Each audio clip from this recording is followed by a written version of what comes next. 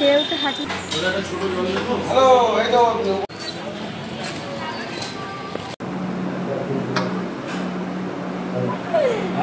Hello everyone, তোমরা সবাই কেমন আছো? আশা রাখছি সবাই সুস্থ আছো, ভালো আছো। যতই শরীর অসুস্থ থাকুক, মন খারাপ থাকুক, যদি বাইরে একবার বেরোনো হয় সত্যি মাইন্ড একদম ফ্রেশ হয়ে যায়। আজকের দিনটা সেরকমই ছিল। আমার শরীরটা কিছুদিন ধরে খুবই খারাপ ছিল, তো আজকে আমি বাইরে বেরিয়েছিলাম। বাইরে বেরোনোর একটাই কারণ ছিল, এসেছিলাম ডাক্তার দেখাতে বনগাঁতে। তো কিছু রিপোর্ট করার ছিল, সেই রিপোর্টগুলো করিয়েছি, তারপরে ডাক্তার দেখিয়েছি। তারপরে অনেকটা টাইম পার হয়ে গেছে, শরীর খারাপ এখন মোটা হয়ে যাচ্ছে এরকম। এখন এসেছি আমি পেটে ব্যথা, আমি দেখালো রিপোর্ট করতে দিয়েছে আবার। তো বললো যে আমি কি করে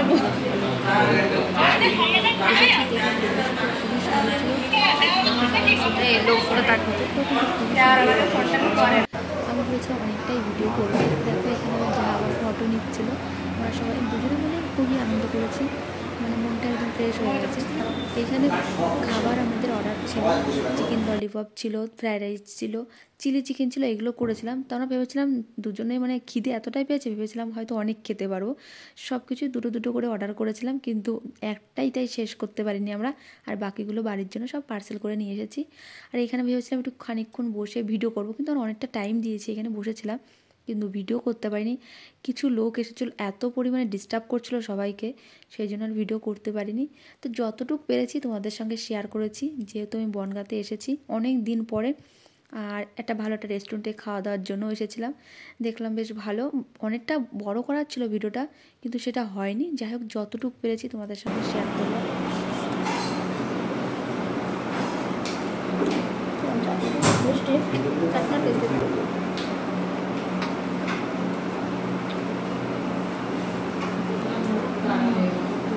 এদিকে দেখো ফ্রায়েড রাইস চলে এসেছে আমাদের।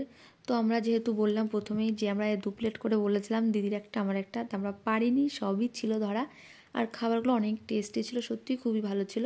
তো আমরা অনেকটা সময় ধরে এখানে বসে গল্প করেছি আর দুজনে খেয়েছি। এদিকে আমার ননদ, আমার দেওর সবাই ভিডিও কল করছে আর বলছে কোথায় আছো, কোথায় আছো, কী করছো। যাই হোক, এরকম ভালোবাসার মানুষ থাকলে সবাই এরকম জিজ্ঞাসা করে, সেরকমই।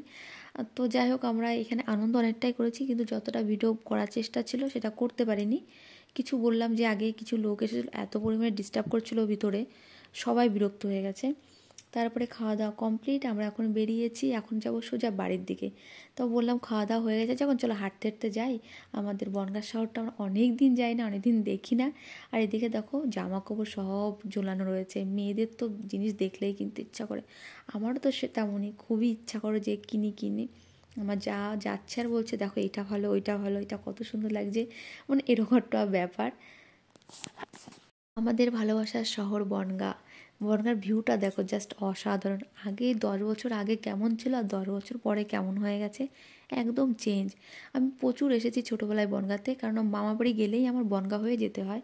এখন তো বিয়ের পরে বনগাঁয় ভুলেই গেছি, বেশিরভাগ যাওয়া হয় আমাদের হাবড়াতে। তারপর কিছুক্ষণ হাঁটার পরে দেখলাম সামনে লস্যি ছিল, সেখানে আবার দুজনে লস্যি নিয়ে খেতে খেতে বাড়ির দিকে রওনা দিলাম। তোমাদের ভিডিওটা কেমন লাগলো অবশ্যই জানিও।